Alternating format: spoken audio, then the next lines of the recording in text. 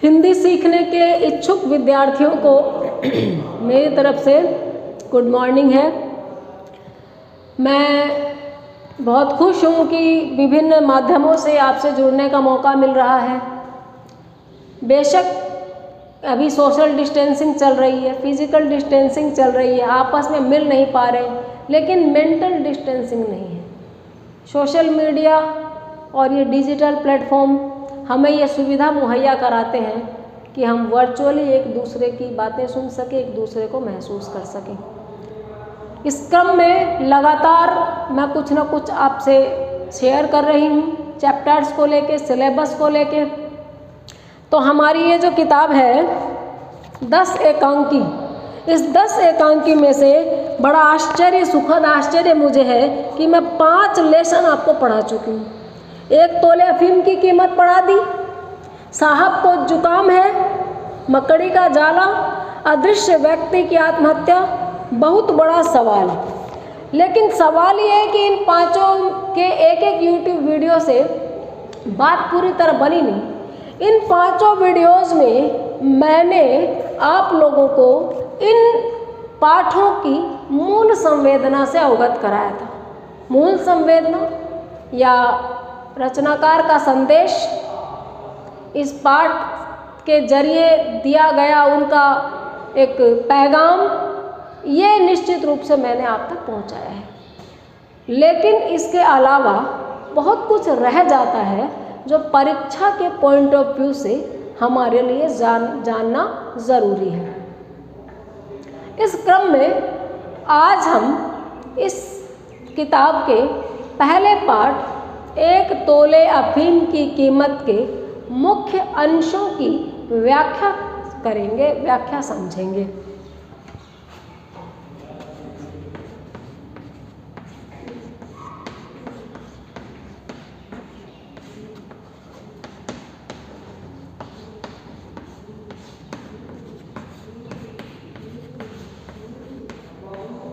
एक तोले अफीम की कीमत एकांकी है।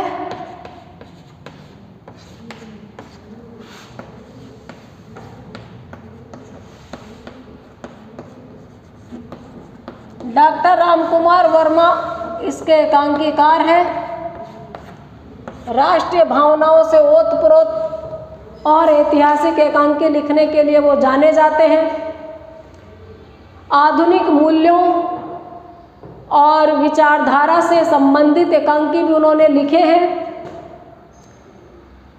पुरस्कार, दीपदान, रजत रश्मि, रेशमी टाई और 1 तोले अफीम की कीमत इनके प्रमुख एकांकी हैं। नूरजहां, पृथ्वीराज की आंखें इत्यादि इनके नाटक हैं। हमने सारी बातें की हैं। 1 तोले अफीम की कीमत किस प्रकार का एकांकी है? तो सामाजिक समस्याओं को व्यक्त करने वाला एकांकी है। इस एकांकी में एकांकीकार एक ऐसे युवक और युवती मुरारी मोहन और विश्व मोहिनी की बात करते हैं जो इस समाज की 2 बड़ी समस्याओं से ग्रस्त है। बेमेल विवाह, अनचाहा विवाह, दहेज की समस्या। ये वो समस्याएं हैं जो इस एकांकी की मूल बात है। उसके विषय वस्तु में पति पत्नी के बीच पुराने विचारों के सांचे में ढले संबंध रामधन के माध्यम से व्यक्त हुए हैं। एकांकी के कुछ पैराग्राफ्स ऐसे हैं जो परीक्षा के पॉइंट ऑफ व्यू से व्याख्या के लिए इम्पॉर्टेंट है। आज मैं उन पर चर्चा करूंगी।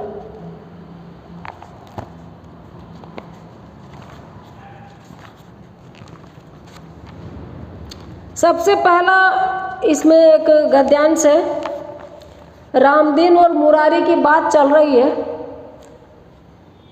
रामदीन कहता है, राम कहो सरकार, हम तो वही का तब जाना जब तेजी का जलम होए का बखत आया। सरकार भरे घर में कौन के का देखत है, माँ बाप सब्बे तो रहे, जब लो तेजी के माँ से मुलाकात का बखत आवे तब लो घर में अंधियाए हो जात रहा। और सरकार आपन मेहरिया का मुंह देखे से का, देखा तो ठीक, ना देखा तो ठीक। जब ऊ का अपनाए लीन, तब सरकार भली बुरी सब बे ठीक है। हे। ये गद्यांश है। अब इस गद्यांश में 4 चरणों का पालन करते हुए इसकी व्याख्या की जा सकती है। सबसे पहले प्रसंग। हमें यह गद्यांश दिया हुआ मिलेगा, हमें बात करनी है कि अब करना क्या है। तो जब हमें गद्यांश मिलेगा तो हमें प्रसंग लिखना है कि प्रस्तुत गद्यांश या गद्यावतरण पाठ्य पुस्तकों में संकलित प्रख्यात एकांकिकार रामकुमार वर्मा द्वारा रचित 1 तोले अफीम की कीमत से उद्धृत है। अब बारी आएगी संदर्भ की। यहाँ पर वो काम आएगा संदर्भ जो मैं बताती हूँ। मुक्तक कविताओं में संदर्भ होलेनसोल कविता से उठाना पड़ता है और इस तरीके के गद्य के पाठों से, उपन्यास, निबंध, नाटक, कहानी से उसके पूर्व कथन को उठाना पड़ता है। तो ऐसा क्या हुआ कि रामधन को ये बात कहनी पड़ी, ये गद्यांश का संदर्भ है। जब मुरारी मोहन उससे पूछता है कि रामधन ने अपनी पत्नी को कब देखा था, शादी के पहले देखा था क्या, तो प्रत्युत्तर में जो कुछ भी रामधन कहता है उसी का चित्रण इस गद्यांश में किया गया है। अब हम देख देख कर उसकी व्याख्या करेंगे। शब्द हमारे सामने है, गद्यांश हमारे सामने है, हमें शब्दों को बदल देना है, अर्थ वही रखना है। रामदीन कहता है राम कहो सरकार, मतलब भगवान की बात करो, भला करो, आप अजीब बात करते हैं। हमने उसको शादी के पहले नहीं देखा, हम उसको तब देखे जब बेटी तेजी का जन्म होने वाला था। भले घर में कौन किसको देखता है ये भी रामधन कहता है। भले घर यानी इज्जतदार घरों में ये तहजीब के खिलाफ समझा जाता है कि पति पत्नी एक दूसरे से मिलते हैं, बात करते हैं। जब सब जग रहे हो, जब सब घर में घूम रहे हो, तो पति पत्नी एक दूसरे से दूर रहते हैं। माँ बाप सब तो घर में थे, माँ बाप सब थे। आश्चर्यजनक शैली और सहज स्वाभाविक शैली है कि राम कहो सरकार, और फिर भले घर में कौन देखा थे, माँ बाप सभ्य तो नहीं। अब बताता है कि जब तेजी की माँ से मिलने का टाइम आता था तब पूरे घर में अंधेरा छा जाता था, यानी रात को सबके सोने के बाद उसके पास जाता था और सुबह सबके उठने के पहले उठ जाता था, अंधेरा छटने के पहले वो बाहर आ जाता था। और सरकार बड़ा दार्शनिक हो गया है, दुख भी आदमी को महान बना देते हैं। पैसे नहीं कमा सकते तो बोलेंगे अरे पैसे तो हाथ का मैल है, जबकि मैंने ऐसा एक भी डस्टबिन नहीं देखा जिसमें पैसा फेंका हुआ हो। ठीक यही बात यहाँ पर है, कहता है कि अपनी पत्नी का मुंह कौन देखता है। अगर हम इसको मजाक में लें, अश्लीलता में लें, तो क्या दूसरे की पत्नी का मुख देखा जाएगा? अपनी पत्नी अपनी होती है। पत्नी का मतलब जीवन संगिनी, पति का मतलब जीवन साथी। आप सबसे ज़्यादा तो एक दूसरे को ही जानो, एक दूसरे को ही देखो।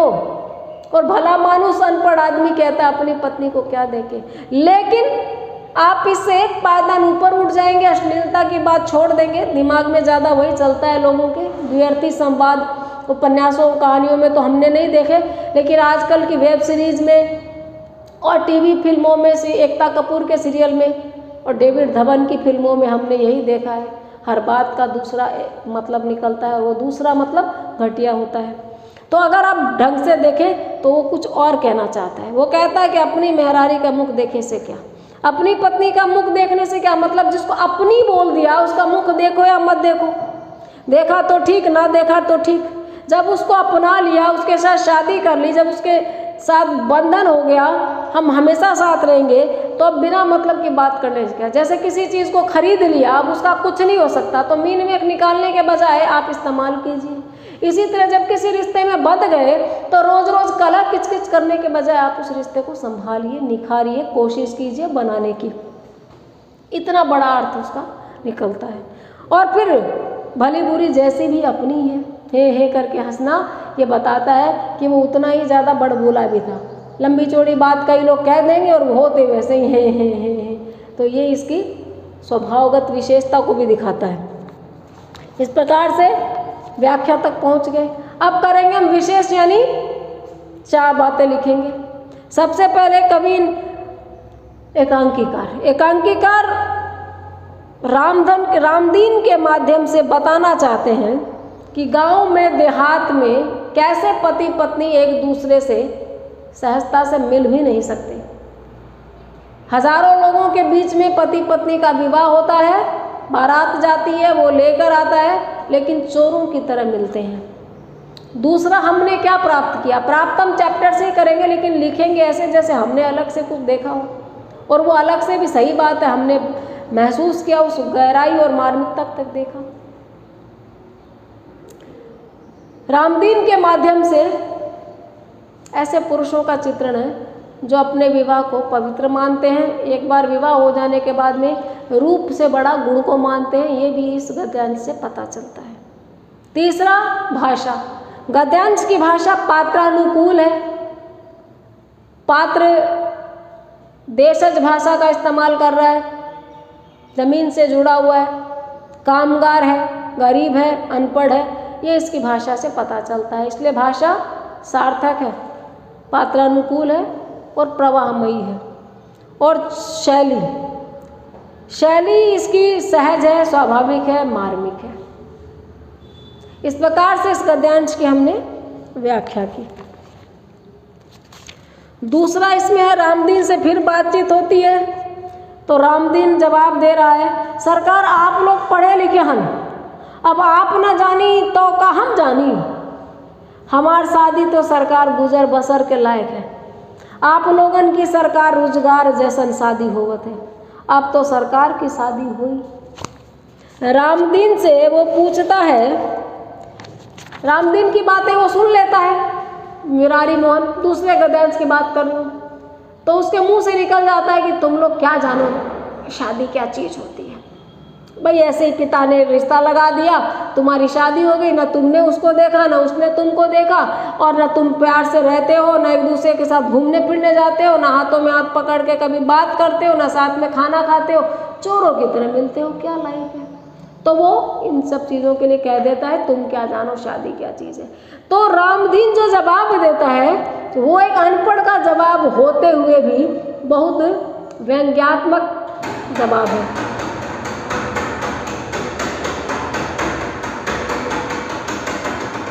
कटाक्ष है इसमें कि आप बिल्कुल सही कह रहे हैं, आप लोग पढ़े लिखे लोग हैं, अब आप लोग नहीं जानेंगे तो हम जानेंगे शादी क्या होती है। हम का प्रयोग मैं आपको समझाने के लिए कर रही हूँ। मैंने पहली व्याख्या में भी कहा था कि हमें थर्ड पर्सन का यूज़ करना है, अन्य पुरुष। रामदीन कहता है कि मुरारी मोहन जैसे लोग ही जानेंगे शादी को, रामदीन जैसे लोग अनपढ़ होते क्या जाने। और वो ये कहता है कि उनके यहाँ शादी गुजर बसर के लिए होती है और अमीरों के यहाँ शादी रोजगार व्यापार होती है।